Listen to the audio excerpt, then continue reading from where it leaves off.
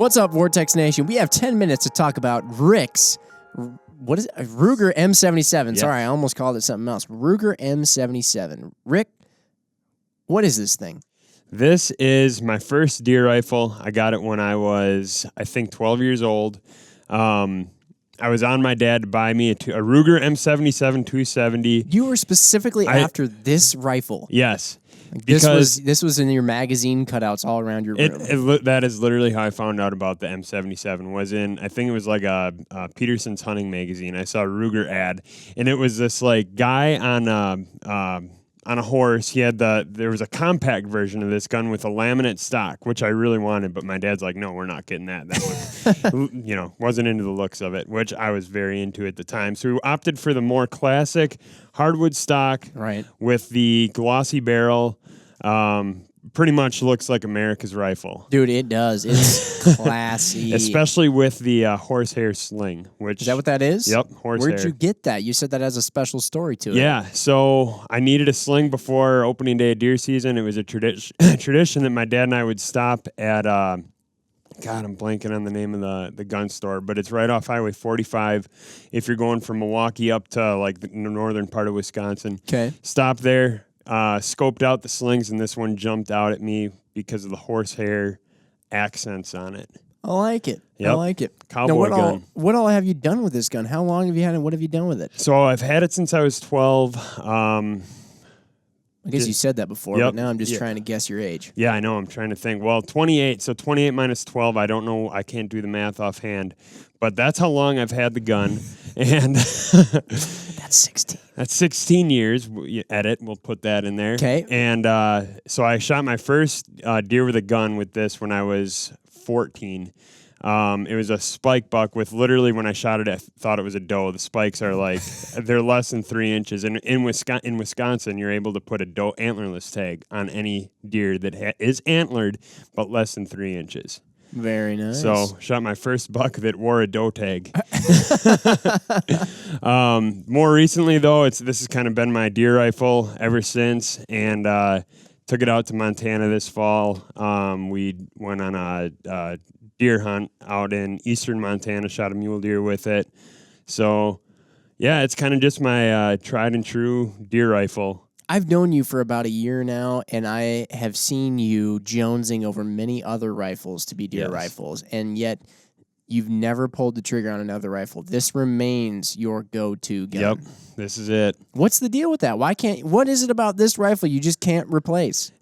I don't know. I think it's a sentimental, value of it. Like that's the primary thing. It's not like necessarily like this is the greatest rifle. It's mostly just all sentimental. Oh, totally. It's definitely not the most accurate thing out there. Actually, the mule deer I killed in Montana this year, I shot at it twice. It stood there stationary. I'm pretty sure I missed it on the first shot and then got it on the second one. We couldn't find a second entry wound, but that's neither here nor there.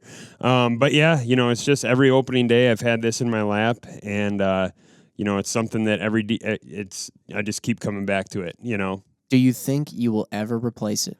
I will never replace it, but I will at some point get another deer rifle that will just be added into the arsenal. I definitely this will still get its legs stretched out now. Absolutely. And then, but you're just gonna add one more into the rotation. Yep. This is my go-to for Wisconsin deer season. I can't see myself hunting with another rifle. But so if I would start doing more Western stuff, I definitely want something lighter. This thing was not the lightest option to be hucking around the hills and stuff like that. You went with 270 too. Yeah. What's the deal with the 270? Now, don't get me wrong, God's cartridge. Yes, absolutely. America's cartridge. America's cartridge. But so 270. The 270 Winchestershire, right? Yes. Is that what it is? Yep. Winchester? Okay. Yep. There was a Jackie Bushman or whatever big game hunter computer game back in the 90s that I used to play on my aunt and uncle's computer because my mom and dad didn't have a computer that could process the game or whatever. Oh, right. So yeah, I'd go over. I'm sure that thing was really it was mega taken. def. Yep. But the 270, like, you know how it has loadouts like accuracy and then like, you know, full bars, range, trajectory, like not ballistics, but it had maybe it was trajectory, and it said like extremely flat.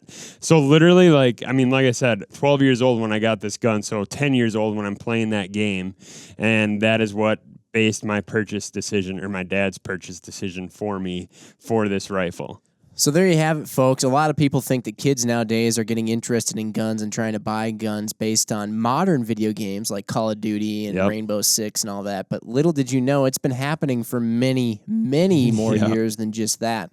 And normally I see that kind of thing, getting guns based on video games with the more tactical stuff. But little did I know, there's a guy out there who bought his hunting rifle based on what he shot computer deer with in the 90s. Jackie Bushman's rifle, America's rifle. There you have it. Now, I got to say, though, I can relate to that because in the early 2000s, I used to play a game called Need for Speed Hot Pursuit. Yep. And I still have a couple of dream cars based on that computer game. Most of which I will never, ever find or afford. Yep. Most notably the McLaren F1. Yes. It's like about a couple $1 million. The McLaren is not equivalent to the Ruger M77. That's fair. But you know what? In your eyes, maybe it is. Now, you have, as far as optics go, you've got an HS 2.5 to 10 on top. Has that been doing pretty... Is this the scope you had out west, too? Yeah, absolutely. Yeah, So I wanted kind of something that could do a little bit of everything. You know, from like hunting, my hunting style in the Midwest is really, you know, I would say 100 yards and in. Very rarely have I had the need to take a shot over 100 yards. So I wanted something that, you know, could be backed out at a wider magnification, still get a lot of, you know, wide field of view. But then at 10, something that I could still shoot out past, you know, 200 yards, which the mule deer I shot in Montana was at, I think, 230 yards. And had no problem with it. Did you have to dial that, or did you just use your BDC? I just used my BDC on that. Yep. Okay, sweet. And you have it mounted atop what's called a Weigatinny rail, which I wanted to talk about for sure on this podcast. So let's say this: if you're looking at, or if you have an M77, chances are that you've seen or that you're using Ruger's rings. They're proprietary rings because in the top of this receiver, they've actually machined in essentially a dovetail system. For the rings to direct mount to the receiver. And unfortunately, in our experience, what we found is that those rings don't always line up perfectly. They can cause some undue stress on the scope's tube. And we've seen it happen a number of times. They oftentimes need a great deal of lapping in order to remain, you know, true to one another and straight and maximize the potential accuracy out of the scope and the rifle combined. So what you did was, rather than, you know, using a set of Ruger rings and lapping the heck out of them, you got this Weigatinny rail, which uses the same dovetails in the receiver as the Ruger rings would use, but it actually then gives you a Picatinny rail. And I guess it was invented by a guy with the last name that started out with Weig. And it makes a Picatinny rail on top. What do you think? So, like I said, the rifle's never been a tack driver, but when I went from the rings that I had on the gun, which were the Ruger rings, to this system, I definitely did tighten up my groups a little bit. I mean, I don't claim to be like a, you know, super great, you know, rifle shooter or anything like that, but I definitely did see a noticeable improvement, like going from, you know, A to B on that. Well, it gives you so much more flexibility, too. Like you're using right now precision-matched rings. And I would venture to guess a great deal of that is probably because you work at an optics company. So you start to become a snob in related optics accessories. But you're using precision-matched rings, which are a far better option than really anything out there as far as what can be directly mounted to the receiver.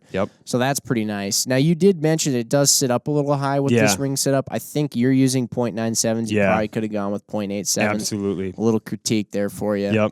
But there is always Bradley cheek rest. Yeah, which I did have on. I actually borrowed MC Ryan's Bradley cheek rest. Did you? Yeah, MC Ryan. Got the job done. God, what a nice guy. Oh, absolutely. Just an all-around salt of the earth kind of deal. Yes, 100%. Lending out Bradley cheek rest. For 10 days out of state. I wouldn't let you touch my Bradley cheek rest. 10 days out of state. Wow. MC Ryan, I commend your braveness in lending that to Slingin Riga. I was going to say, of all people to lend it to, like it came back, I think the day before I gave it back to Ryan, I spent like half an hour pulling burrs off it and like all kinds of stuff that got in the Velcro. But actually, you know, that's a good point because the Bradley cheek rest, you know, when I put this gun up right now, close my eyes and shoulder it without the Bradley, I'm looking like right at the base of the ring. Oh yeah. With that cheek rest on there, I was able, like, it literally came up almost perfect. It is amazing how those work. Yeah, and pretty affordable too. Like as far as like other solutions, like getting a new stock versus just putting a Bradley cheek rest on. That was the way to go. Good idea. And there you have it. 10 minutes. We've done it. We've talked about old Slingin Rick's M77 Ruger in 270. Yep. Thanks for listening, everybody. Tell us about your gun. What cool guns do you got? I'm already over 10 minutes. Sorry. Bye. Bye.